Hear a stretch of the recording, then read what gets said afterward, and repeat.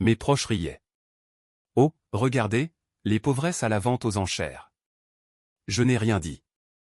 30 minutes plus tard, j'ai levé mon panneau et j'ai acheté le domaine de 12 500 000 $ pour lequel ils étaient venus enchérir.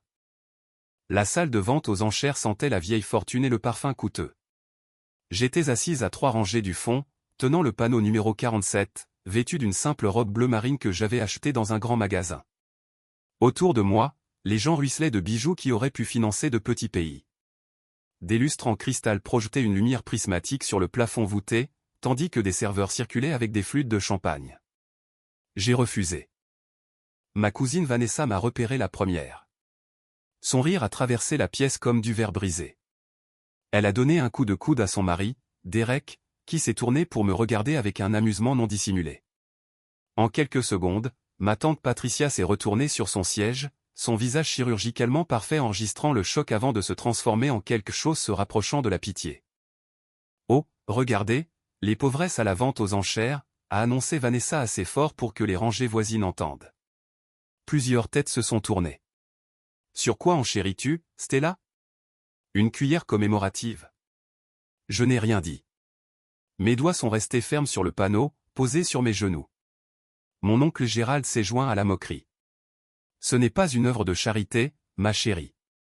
Il n'accepte pas les bons de réduction ici. » Son ventre a tressailli de rire à sa propre blague.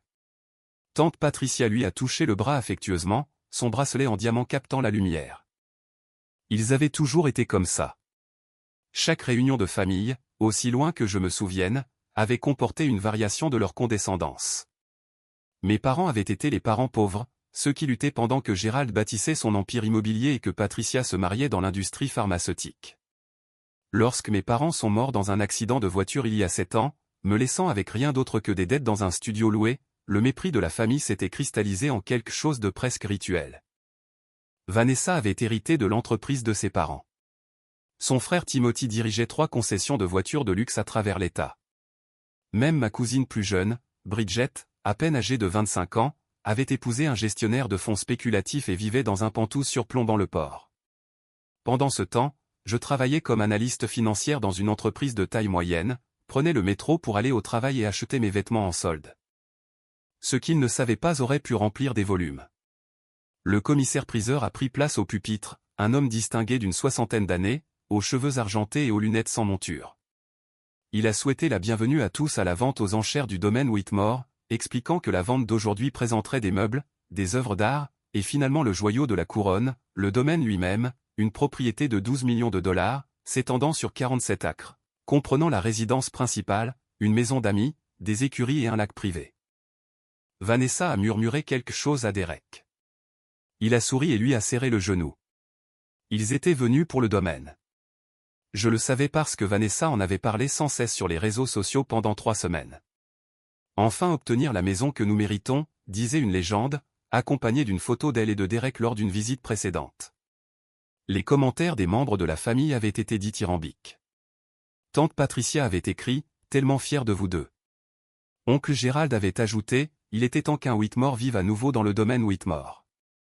Le domaine Whitmore avait appartenu à notre arrière-arrière-grand-père, construit en 1887, lorsque son commerce de bois d'œuvre avait fait de lui l'un des hommes les plus riches de la région.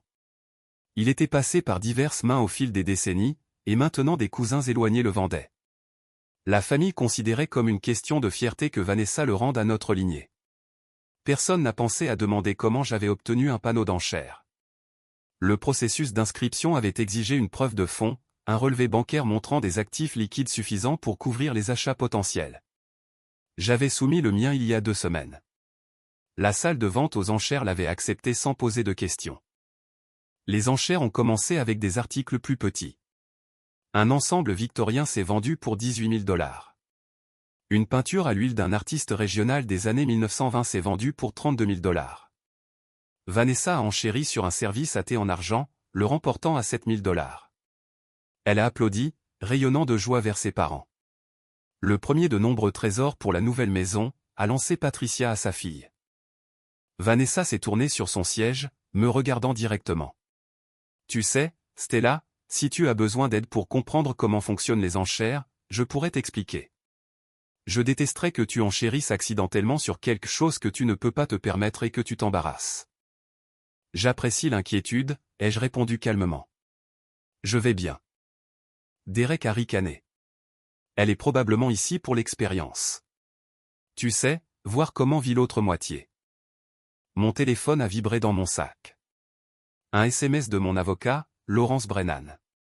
Tout est confirmé. Virement bancaire prêt à ton signal. Bonne chance. J'ai rencontré Laurence il y a 3 ans lorsque mon entreprise m'a chargé d'analyser la santé financière du portefeuille d'investissement de son cabinet. Il avait été suffisamment impressionné pour m'offrir un travail de consultante annexe. Cela avait mené à d'autres opportunités, d'autres clients qui avaient besoin de quelqu'un ayant un œil vif pour les chiffres et un instinct plus aiguisé pour les tendances du marché. J'ai construit une source de revenus secondaires dont ma famille ignorait tout, canalisant chaque dollar économisé dans des investissements, tout en vivant dans mon appartement modeste et en faisant mes achats dans des magasins à prix réduit. Il y a 18 mois, j'avais pris un risque calculé sur une start-up technologique que la plupart des analystes avaient rayé de la liste. J'avais vu quelque chose dans leur modèle d'entreprise que les autres avaient manqué. L'entreprise est devenue publique 8 mois plus tard. Mes actions valaient 40 000 $ lorsque je les avais achetées. Elles se sont vendues pour 4,2 millions de dollars.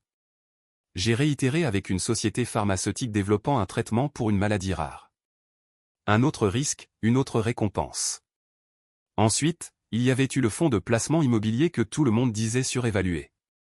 J'avais étudié les données, reconnu le schéma et investi massivement. 6 mois plus tard, j'étais reparti avec un autre gain substantiel. Mes actifs liquides actuels s'élevaient à un peu plus de 19 millions de dollars. Ma famille n'en avait aucune idée. Ils pensaient toujours que j'étais la fille qui s'était présentée au dîner de Noël il y a 2 ans avec un manteau d'une friperie. Le commissaire-priseur a parcouru la liste des lots efficacement. Une collection de livres en première édition s'est vendue pour 45 000 $. Une horloge grand-père s'est vendue pour 12 000 $. Vanessa a enchéri sur plusieurs autres articles, en perdant certains, en gagnant d'autres. Chaque fois qu'elle gagnait, elle se tournait vers ses parents pour approbation, et il hochait la tête comme des têtes couronnées, reconnaissant l'hommage d'un sujet. Timothy est arrivé en retard, se glissant sur le siège à côté de Gérald. Il a chuchoté quelque chose qui a fait rire son père. Bridget était assise à côté de Vanessa, sa bague de fiançailles si grande qu'elle semblait presque architecturale. Lot 47, a annoncé le commissaire-priseur. Un ensemble complet de couverts en argent sterling, datant d'environ 1910, service pour 24 personnes. Commençons les enchères à 5 000 $. Vanessa a immédiatement levé son panneau. Quelqu'un à travers la pièce a contré.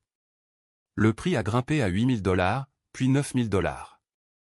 Vanessa est allée à 10 000 $ et a gagné. Elle a poussé un petit cri, serrant Bridget dans ses bras. Les pièces majeures sont venues ensuite.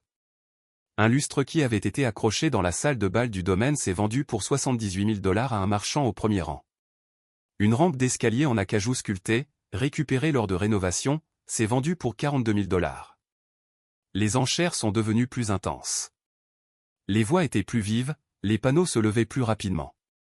Tante Patricia s'est penchée vers Gérald. Le domaine devrait arriver bientôt. Assure-toi que Vanessa ne dépasse pas le budget.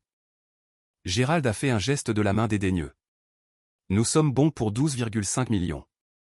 Cela devrait être plus que suffisant. Vanessa avait été préapprouvée pour un prêt. Ses parents se portaient garants. Ensemble, ils avaient réuni assez pour ce qu'ils supposaient être une offre gagnante. Gérald avait des relations, et il avait passé des appels. On lui avait assuré que l'intérêt pour la propriété était minime. La plupart des acheteurs étaient intimidés par les coûts d'entretien et la distance du domaine par rapport à la ville. 12 millions de $ suffiraient amplement à l'obtenir. Lot 93, a dit le commissaire-priseur, et la pièce est devenue silencieuse. Le domaine Whitmore, 47 acres comprenant la résidence principale, la maison d'amis, les écuries et le lac privé. La propriété est vendue telle qu'elle, avec toutes les inspections disponibles pour examen. Les enchères commenceront à 8 millions de $. Le panneau de Vanessa s'est levé avant que le commissaire-priseur n'ait fini de parler. Un homme près de l'avant a levé son panneau. Puis une autre enchérisseuse, une femme en robe rouge. Le prix a grimpé à 9 millions de $, puis 9,5 millions. Vanessa a continué à enchérir, le visage rouge d'excitation. Derek avait son bras autour de ses épaules. Patricia joignait les mains comme en prière. Gérald regardait avec l'expression satisfaite d'un homme dont les plans se déroulaient exactement comme prévu. Les enchères ont atteint 11 millions de dollars. La femme en rouge s'est retirée. L'homme près de l'avant est passé à 11,2 millions. Vanessa a répondu à 11,4 millions. L'homme a hésité, puis a secoué la tête. 11 400 000 dollars, a dit le commissaire-priseur, une fois. Vanessa célébrait déjà. Bridget la serrait dans ses bras. Patricia s'essuyait les yeux de manière théâtrale. Gérald sortait son téléphone, probablement pour commencer à envoyer des SMS sur leur victoire. J'ai levé mon panneau. 11 600 000 dollars, du panneau 47. Les yeux du commissaire-priseur m'ont immédiatement trouvé. La pièce s'est tournée. Le sourire de Vanessa s'est figé sur son visage. Le bras de Derek est tombé de ses épaules. La bouche de Patricia s'est ouverte en un petit « oh » de choc. Gérald a lentement baissé son téléphone, me fixant comme si j'avais surgi de nulle part. « Stella ?» La voix de Vanessa est sortie étranglée. « Que fais-tu » Je n'ai pas répondu. Le commissaire-priseur a regardé Vanessa avec attente. Elle a jeté un regard paniqué à son père. Gérald était en train de faire des calculs mentaux, son visage blêmissant. Ils avaient budgétisé pour 12 millions, mais c'était leur plafond absolu. Aller plus haut nécessiterait des actifs liquides qu'ils n'avaient pas immédiatement. 11 800 000 dollars, a dit Vanessa, sa voix incertaine. J'ai levé mon panneau à nouveau. 12 millions de dollars. Des halètements ont parcouru la foule. C'était un meilleur divertissement que quiconque n'aurait pu l'espérer. Le commissaire-priseur semblait positivement ravi, sa commission grimpant à chaque enchère. Derek a attrapé le poignet de Vanessa, chuchotant de manière urgente. Elle a secoué la tête. Patricia s'était complètement retournée sur son siège, me fixant avec une horreur non dissimulée. Timothy s'est penché en avant, essayant de comprendre ce qui se passait. 12,1 millions, a crié Vanessa, sa voix se brisant. Mon panneau s'est levé. 12 500 000 dollars. Gérald s'est levé, le visage pourpre. Maintenant, attendez une minute. Stella, ce n'est pas drôle. Tu ne peux pas possiblement. Monsieur, veuillez vous asseoir, a dit fermement un employé de la maison de vente aux enchères, apparaissant au coude de Gérald. Vous perturbez le déroulement. Gérald s'est assis, mais il semblait vouloir commettre un acte de violence. Vanessa pleurait maintenant, le mascara commençant à couler. Derek avait la tête entre les mains. Ils étaient à court. Même s'ils pouvaient rassembler plus, cela prendrait du temps qu'ils n'avaient pas. 12 500 000 dollars, a répété le commissaire-priseur, regardant Vanessa. Entends-je 12 700 000 dollars? Silence. Vanessa a secoué la tête silencieusement. Une fois, à 12 500 000 dollars. Le commissaire-priseur a fait une pause. 2 fois. Une autre pause, plus longue cette fois. Vendu au panneau 47 pour 12 500 000 dollars. Le marteau est tombé avec un claquement qui a semblé résonner dans le silence soudain. Je me suis levé, lissant ma robe de grand magasin, et j'ai marché vers l'avant pour finaliser les formalités. Tous les yeux dans la pièce me suivaient. Les murmures ont commencé avant que je n'ai fait 3 pas. La transaction a pris 40 minutes. J'ai signé des documents, autorisé le virement bancaire et accepté les clés du domaine Whitmore avec le même calme que j'avais maintenu tout au long de la vente aux enchères. La directrice de la maison de vente, une femme nommée Caroline, continuait de me regarder comme si elle essayait de concilier mon apparence avec l'achat à 8 chiffres que je venais de faire. « Félicitations, mademoiselle Whitmore », a-t-elle dit, me tendant un dossier en cuir contenant tous les documents pertinents. « Nous transférons tout à votre nom dans les 5 jours ouvrables. La propriété est à vous. » Quand je me suis retourné, ma famille m'attendait dans le hall. Eux tous. Gérald, Patricia, Vanessa, Derek, Timothy, Bridget, même quelques cousins que je reconnaissais à peine. Ils avaient formé un demi-cercle bloquant mon chemin vers la sortie. « Explique-toi », a exigé Gérald. « Tout de suite. »« J'ai acheté une maison », ai-je dit simplement. « Avec quel argent ?» La voix de Patricia était perçante. « Tu es secrétaire ou quelque chose comme ça. Tu vis dans un studio. Tu achètes dans des friperies. Où as-tu trouvé 12 500 000 $? Je suis analyste financière, en fait, ai-je dit, et je préfère appeler cela une frugalité stratégique plutôt que de la pauvreté. Vanessa s'est avancée, le visage taché par les pleurs. Tu as fait ça exprès. Tu savais à quel point cela comptait pour moi. Tu savais que nous allions l'acheter. Je savais que vous aviez l'intention d'essayer, ai-je corrigé. La vente aux enchères était ouverte à tous les enchérisseurs qualifiés. Je me suis qualifié. Mais comment? Derek semblait sincèrement confus. Comment as-tu ce genre d'argent? C'était le moment que j'imaginais depuis des mois. J'aurais pu être gracieuse. J'aurais pu être magnanime. Au lieu de cela, je me suis permis de sourire. J'ai investi avec pas mal de succès, ai-je répondu. Il se trouve que pendant que vous publiez tous sur les réseaux sociaux au sujet de vos achats de luxe et de vos maisons de vacances, je bâtissais un portefeuille. Pendant que vous vous moquiez de mes manteaux de friperie et de mes meubles d'occasion, je prenais des risques calculés qui ont payé de manière spectaculaire. Pendant que vous supposiez que j'étais trop stupide et trop pauvre pour jamais réussir, je devenais la personne la plus riche de cette famille. Le silence qui a suivi a été absolu.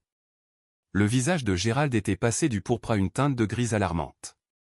Patricia semblait sur le point de s'évanouir. La bouche de Timothy était ouverte. Bridget regardait ses chaussures valant 1000 $. Tu mens, a dit Vanessa. Mais il n'y avait aucune conviction dans sa voix. J'ai sorti mon téléphone et j'ai ouvert mon application bancaire, inclinant l'écran pour qu'elle puisse voir le solde. Ses yeux se sont écarquillés. Elle a trébuché en arrière. C'est impossible, a-t-elle chuchoté. C'est l'intérêt composé, des investissements intelligents, et le fait de vivre en dessous de mes moyens, pendant que vous viviez tous au-dessus des vôtres, ai-je dit. J'ai rangé mon téléphone. Le domaine était un bon investissement. Les propriétés historiques dans cette région s'apprécient de 7% par an. Le terrain seul vaut 8 millions de $. Je prévois de restaurer la maison principale et potentiellement de développer une partie du terrain pour des maisons de luxe. Les estimations préliminaires suggèrent un rendement potentiel de 18 à 22 millions de $ dans les 5 ans. Gérald a retrouvé sa voix, bien qu'elle soit sortie comme un râle. Petite manipulatrice. Attention, les jeux interrompus. Nous sommes en public, et j'ai une excellente représentation légale. La diffamation coûte cher. Patricia a agrippé le bras de Gérald.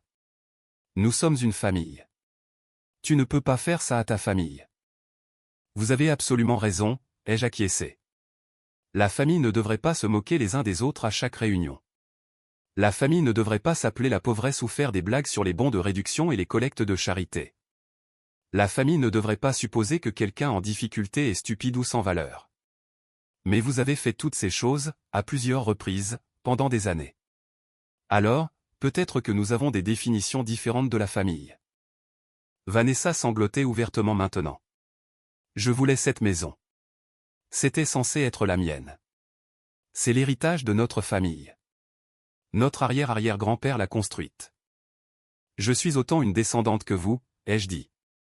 En fait, j'y ai plus droit que vous. Du moins, j'ai les moyens de l'entretenir. Derek a tenté une approche différente. Stella, sois raisonnable. Vanessa a le cœur brisé pour ça depuis des mois. Sûrement, nous pouvons trouver un arrangement. Dis-nous ton prix. Ce n'est pas à vendre. Tout est à vendre, a grogné Gérald. Pas à vous. J'ai regardé chacun d'eux à tour de rôle. Pendant des années, vous vous êtes assuré que je connaisse ma place dans cette famille.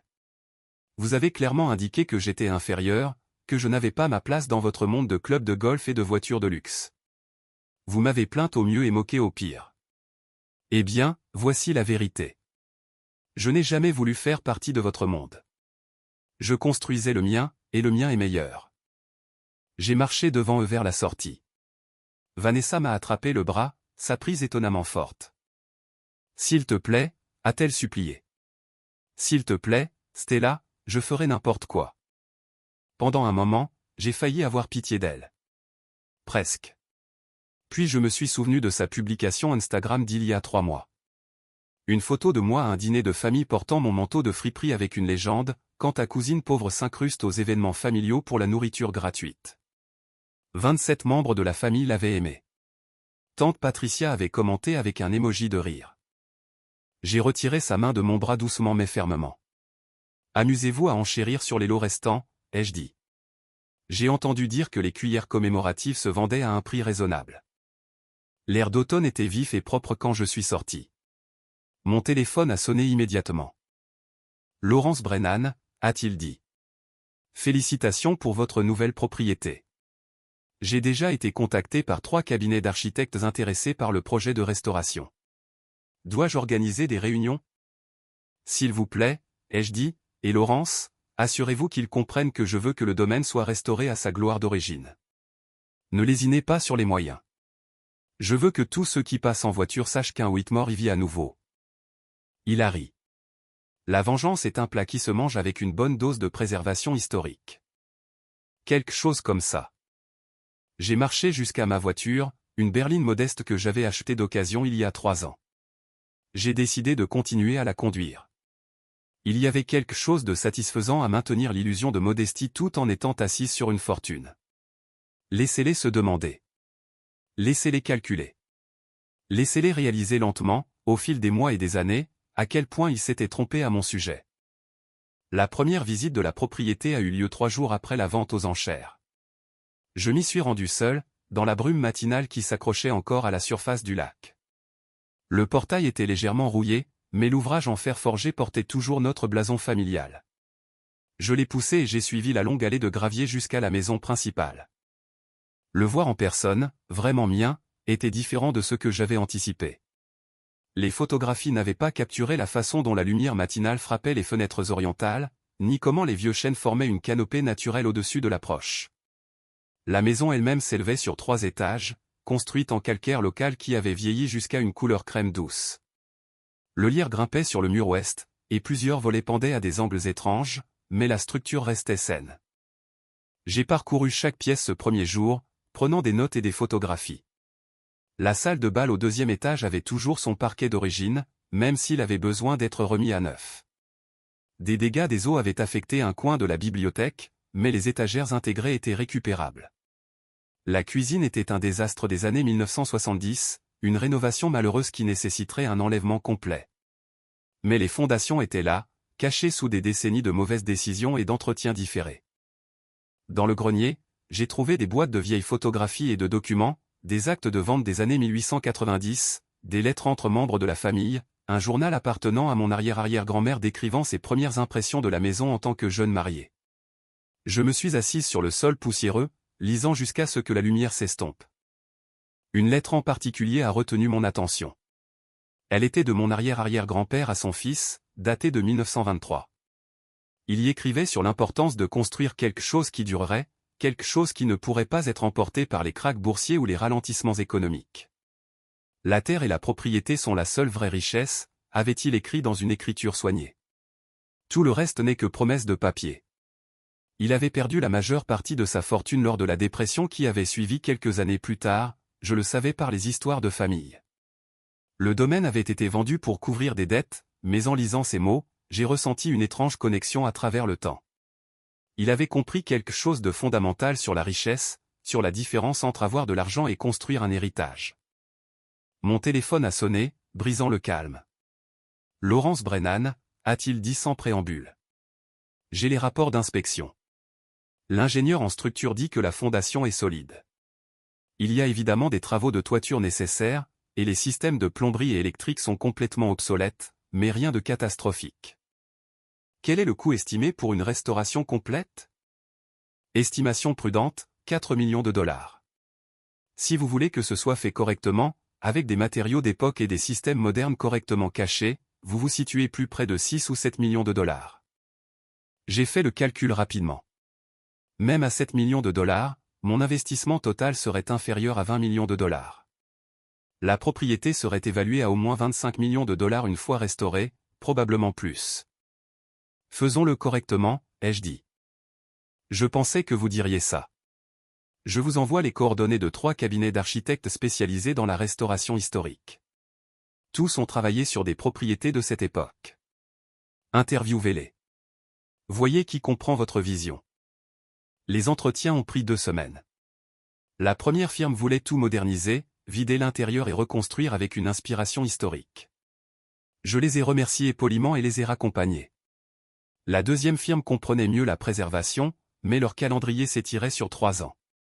La troisième firme, dirigée par une femme nommée Catherine Woodward, a parcouru le domaine avec révérence. « C'est magnifique », a-t-elle murmuré, passant sa main le long du poteau sculpté du nouvel escalier principal. L'artisanat est extraordinaire. Voyez-vous ces détails? Ils ne les fabriquent plus comme ça, car personne ne peut se permettre les heures de travail. C'était avant les outils électriques, avant la production de masse. Chaque centimètre de cette sculpture a été réalisé à la main. Pouvez-vous le restaurer? Ai-je demandé. Je peux faire mieux que le restaurer. Je peux le ramener exactement à ce qu'il était censé être. Elle s'est tournée vers moi, son expression intense. Mais ce ne sera pas bon marché, et ce ne sera pas rapide. Nous aurons besoin de maîtres artisans. Nous devrons nous procurer des matériaux qui ne sont plus facilement disponibles. Certaines choses devront être faites sur mesure en utilisant des techniques d'époque. Combien de temps? 18 mois, peut-être 2 ans. Et nous parlons de 7 à 8 millions de dollars minimum, peut-être plus si nous rencontrons des problèmes inattendus, ce qui arrivera. Quand pouvez-vous commencer? Son sourire était éclatant.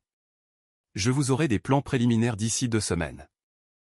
Pendant que Catherine travaillait sur les plans architecturaux, je gérais le désastre de relations publiques que ma famille avait créé. Vanessa avait apparemment dit à tous ceux qu'elle connaissait qu'elle avait été flouée du domaine. Des publications sur les réseaux sociaux sont apparues de cousins que je connaissais à peine, me dépeignant comme vindicative et cruelle. Un des associés de Gérald m'a même appelé, suggérant que je nuisais à l'unité familiale. L'unité familiale, ai-je répété dans le téléphone. Concept intéressant. Où était l'unité familiale quand ils m'ont appelé la pauvresse lors d'une vente aux enchères publiques? Où était-elle lors de chaque dîner de Noël où ils faisaient des blagues sur mes vêtements? Où était-elle quand Vanessa a posté ma photo en ligne avec une légende se moquant de moi parce que je mangeais de la nourriture gratuite lors d'événements familiaux? Silence à l'autre bout. C'est ce que je pensais, ai-je continué. Dites à Gérald que s'il veut discuter de l'unité familiale, il peut commencer par s'excuser pour 2 décennies de condescendance. D'ici là, son opinion sur mes achats de propriété ne m'intéresse pas. J'ai raccroché, me sentant étrangement libéré. Pendant des années, j'avais absorbé leurs moqueries, tranquillement, me disant que cela n'avait pas d'importance, que s'élever signifiait rester silencieuse. Mais le silence n'avait fait qu'encourager leur comportement. Dire la vérité clairement et sans excuse était puissant.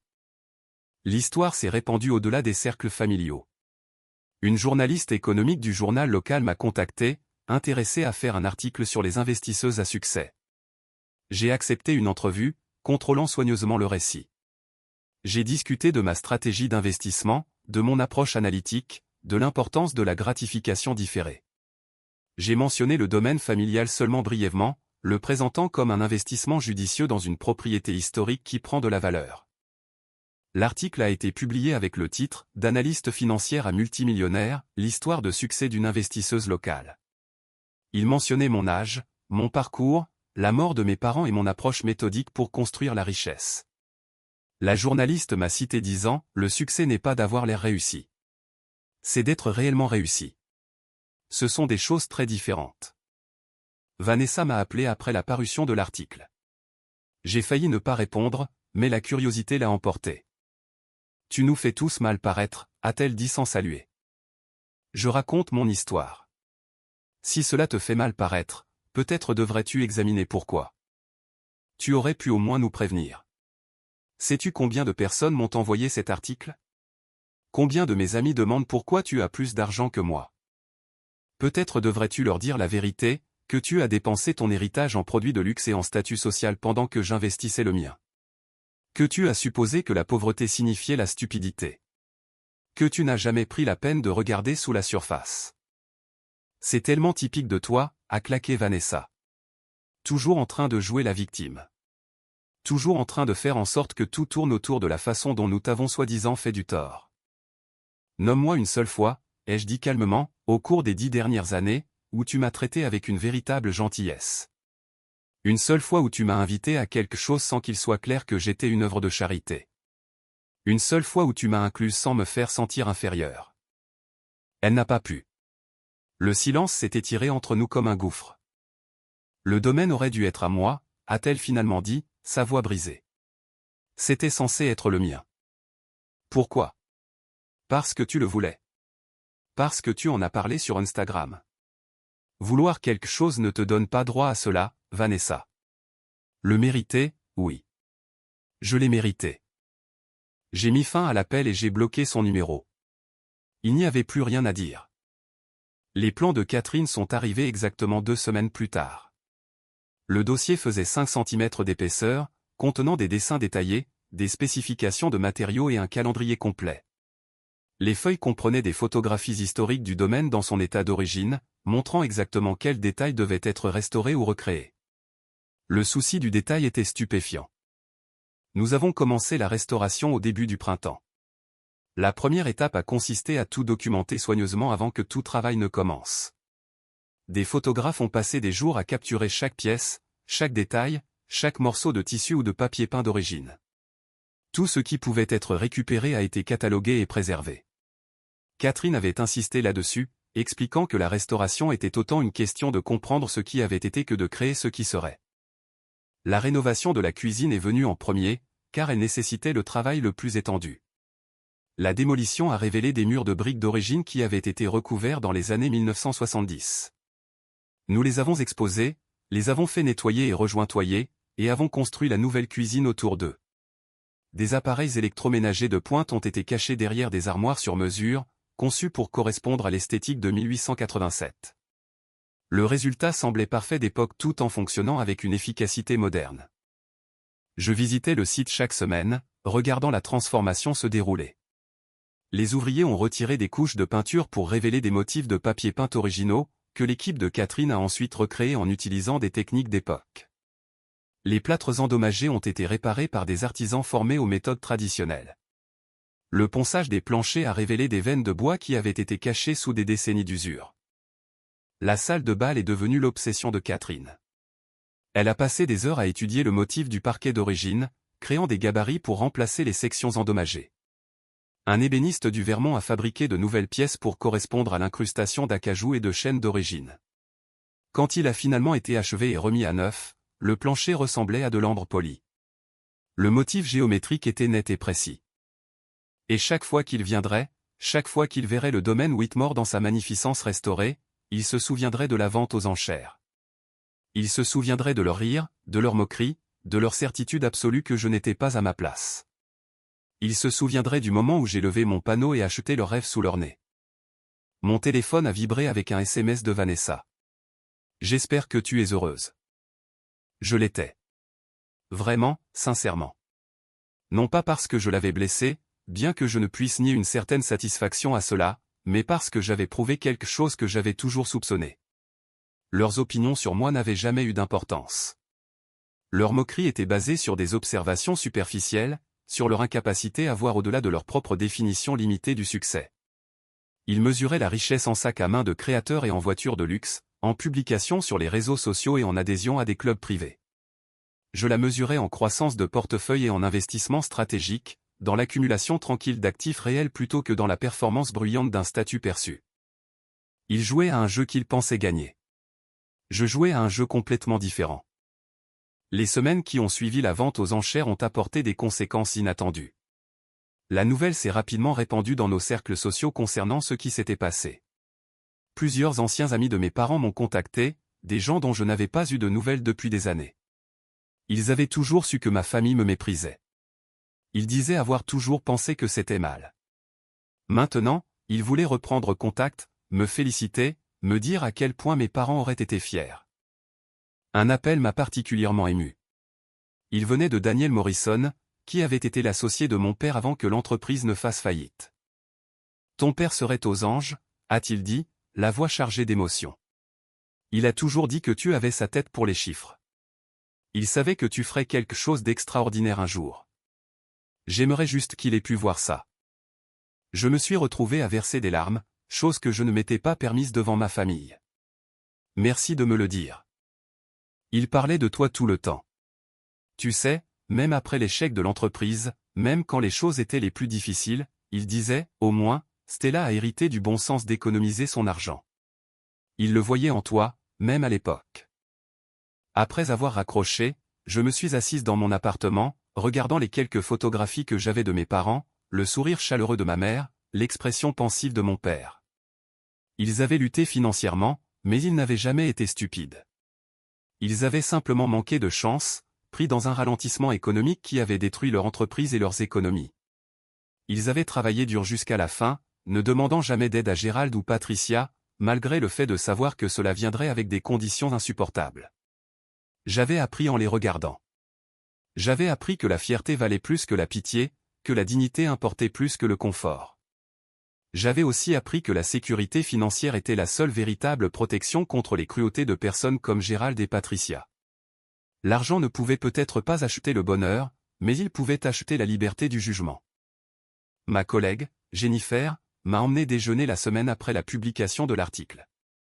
Nous avions travaillé ensemble pendant 5 ans, et elle ne m'avait jamais traité différemment en raison de mon style de vie modeste. Maintenant, elle me regardait avec une curiosité ouverte. « Je dois demander » a-t-elle dit, coupant sa salade. « Comment as-tu gardé cela secret ? 19 millions de dollars, et personne au travail ne le savait. » Personne n'a demandé, ai-je dit simplement. Les gens voient ce qu'ils s'attendent à voir.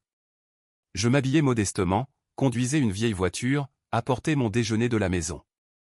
Tout le monde a supposé que j'étais fauché parce que c'est ce que font les gens fauchés. Ils n'ont jamais considéré que les gens riches pourraient faire les mêmes choses pour des raisons différentes. Mais pourquoi ? Pourquoi ne pas en profiter ? J'en profitais, juste pas de manière visible. J'aimais regarder mon portefeuille grandir. J'aimais savoir que j'avais de la sécurité. J'aimais la liberté de ne pas me soucier de ce que quiconque pensait de mes vêtements ou de ma voiture. J'ai marqué une pause. Et honnêtement, Jennifer, j'aimais savoir quelque chose que personne d'autre ne savait. Il y a du pouvoir là-dedans. Elle a hoché la tête lentement. Ta famille a dû perdre la tête. C'est un euphémisme. Mais c'est ça le problème avec les suppositions. Quand vous supposez que quelqu'un est inférieur à vous, vous cessez de prêter attention aux preuves qui contredisent cette croyance. Ils n'ont jamais remis en question pourquoi je pouvais me permettre de vivre en ville avec un salaire d'analyste. Ils ne se sont jamais demandé pourquoi je n'étais pas noyé sous les dettes. Ils ont juste vu le manteau de friperie et ont décidé qu'ils savaient tout de ma situation financière. Eh bien, pour ce que ça vaut, je pense que ce que tu as fait était brillant, a-t-elle dit. Et ce domaine va être incroyable quand tu auras fini. 2 mois plus tard, je me tenais dans le hall principal du domaine Whitmore alors que les entrepreneurs dévoilaient leurs plans pour la restauration. La maison avait de bonnes fondations, m'ont-ils assuré. Le travail serait vaste, mais en valait la peine. J'avais déjà approuvé un budget qui faisait paraître modeste les 12 millions de Vanessa. La réunion de famille ce Noël-là fut différente. Je l'ai organisée au domaine, même si la restauration était toujours en cours. Ils sont venus parce que la curiosité l'emportait sur la fierté et parce que décliner une invitation aurait signifié admettre la défaite. Gérald m'a à peine parlé. Patricia a fait des conversations maladroites sur la météo. Vanessa a évité tout contact visuel, mais Timothy m'a approché en privé dans la bibliothèque, loin des autres. « Je te dois des excuses », a-t-il dit doucement. « Nous t'avons traité terriblement. Je t'ai traité terriblement. Tu ne méritais pas ça. » Je l'ai étudié, cherchant des signes de manipulation ou un motif caché. J'ai trouvé seulement un remords sincère. Merci de dire ça. Pour ce que ça vaut, je suis impressionné. Ce que tu as fait, construire ce genre de richesse tout en laissant tout le monde penser que tu luttais, cela demande une discipline et une intelligence incroyables. Je n'aurais pas pu le faire. Tu aurais pu, ai-je dit. Tu as choisi de ne pas le faire. Il y a une différence. Il a hoché la tête lentement. C'est juste. Écoute, je sais que tu ne me croiras probablement pas, mais je suis content que tu aies eu la maison. Vanessa l'aurait transformée en un autre symbole de statut. Toi, tu te soucies réellement de l'histoire, de l'héritage. Cela compte. Peut-être qu'il le pensait, peut-être pas. Quoi qu'il en soit, c'était plus que ce que quiconque avait offert. Nous avons parlé pendant un moment des plans de restauration, et je me suis retrouvé à apprécier la conversation. Peut-être que tous les ponts ne devaient pas rester brûlés. Le domaine fut achevé 14 mois après que je l'ai acheté. La restauration avait dépassé toutes les attentes. Les boiseries d'origine brillaient sous un nouvel éclairage. Le papier peint d'époque ornait des murs qui avaient été soigneusement réparés. Le lustre de la salle de bal, celui qui avait été vendu séparément aux enchères, je l'ai retrouvé et acheté au marchand pour le triple de ce qu'il avait payé. Il était accroché à son emplacement d'origine, ses prismes de cristal projetant maintenant des motifs arc-en-ciel sur les parquets restaurés. J'ai organisé la grande ouverture un samedi de mai. 300 invités ont parcouru des pièces qui ressemblaient exactement à ce qu'elles étaient en 1887, avec des commodités modernes discrètement cachées derrière des détails d'époque. Les membres de la société historique ont loué la précision de la restauration. Des magazines d'architecture ont demandé des séances photos. Le journal local a publié un article de fond. Une femme locale restaure le domaine familial à son ancienne gloire. Vanessa est venue à l'ouverture. Derek, Gérald, Patricia, et le reste d'entre eux aussi. Ils ont marché dans ma maison affichant des expressions de politesse forcée qui ne pouvaient pas tout à fait cacher leur amertume. Je leur ai fait une visite personnelle, expliquant chaque détail de la restauration. Les défis surmontés, la précision historique atteinte. J'étais gentille, informative et gracieuse. Je me suis également assuré qu'ils voient le portrait. Je l'avais commandé spécifiquement pour la grande ouverture.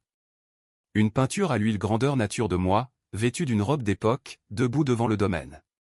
Il était accroché dans le hall principal, impossible à manquer, directement en face du portrait original de notre arrière-arrière-grand-père qui avait construit la maison. La ressemblance familiale était indéniable. Le message était clair. C'était ma maison, mon héritage, ma victoire. Gérald s'est arrêté devant le portrait, le fixant longuement. Quand il a finalement parlé, sa voix était défaite. « Tu l'as vraiment fait. »« Je l'ai vraiment fait. »« Je t'ai sous-estimé. »« Vous tous. » Il a hoché la tête lentement et s'est éloigné. Je n'ai plus jamais reçu de commentaires moqueurs de sa part. Patricia a cessé de publier des messages passifs-agressifs sur les réseaux sociaux. Vanessa m'a complètement retiré de ses amis en ligne, ce que j'ai considéré comme un cadeau. Le domaine est devenu ma maison, mais aussi quelque chose de plus. J'ai établi une fondation offrant des programmes d'éducation financière aux jeunes femmes issues de milieux à faible revenu. J'ai organisé des ateliers dans la bibliothèque du domaine, leur enseignant ce que j'avais appris sur l'investissement, sur la construction silencieuse de la richesse, sur le pouvoir de vivre en dessous de ses moyens tout en investissant au-delà de son statut. Certains appelaient cela de la philanthropie. J'appelais cela une vengeance d'une autre sorte. Chaque jeune femme que j'enseignais était une autre personne qui ne jugerait pas les autres par leur apparence, qui ne supposerait pas que la pauvreté signifiait la stupidité, qui ne se moquerait pas de quelqu'un conduisant une vieille voiture ou faisant ses achats dans des magasins à prix réduit. Je créais une génération qui regarderait au-delà de la surface, qui reconnaîtrait que la vraie richesse n'est pas toujours visible. 5 ans après la vente aux enchères, j'ai vendu 3 acres du domaine pour le développement de maisons de luxe. La marge bénéficiaire a dépassé mes projections initiales. Ma valeur nette totale a franchi 40 millions de dollars. Je conduisais toujours ma berline d'occasion. Je faisais toujours mes achats en solde. Je vivais toujours simplement à bien des égards, bien que maintenant je le fasse dans un manoir restauré valant plusieurs millions de dollars. La famille s'est progressivement ajustée à la nouvelle réalité. Certains, comme Timothy, ont fait des efforts sincères pour reconstruire notre relation. D'autres, comme Gérald et Patricia, ont maintenu une distance froide. Vanessa et moi ne nous sommes plus jamais parlé au-delà de politesses forcées lors d'événements familiaux inévitables. Cela me convenait. Parfois, je marchais dans les couloirs du domaine Whitmore tard le soir, seul avec le calme et la maison qui avait vu tant de Whitmore avant moi. Je pensais à ce jour à la vente aux enchères, à leur rire et à leur certitude, et à leur incompréhension totale de qui j'étais. Je pensais au moment où j'ai levé mon panneau, au regard sur leur visage, à la satisfaction qui me réchauffait encore des années plus tard. Les gens demandent souvent si je regrette d'avoir été si froide envers eux, si calculatrice dans ma vengeance. La réponse est non. Ils avaient passé des années à s'assurer que je sache qu'ils me croyaient sans valeur. J'avais passé un après-midi à prouver que j'étais inestimable. Cela semblait être un échange équitable. La pauvresse à la vente aux enchères avait acheté plus qu'un domaine ce jour-là. Elle avait acheté le respect, la reconnaissance, et la preuve indéniable que sous-estimer les gens en fonction de leur solde bancaire est l'erreur la plus coûteuse que l'on puisse commettre. Et debout dans mon manoir restauré, entouré de l'héritage que mon arrière-arrière-grand-père avait construit et que j'avais récupéré, Je considérais ces 12 500 000 $ comme extrêmement bien dépensés.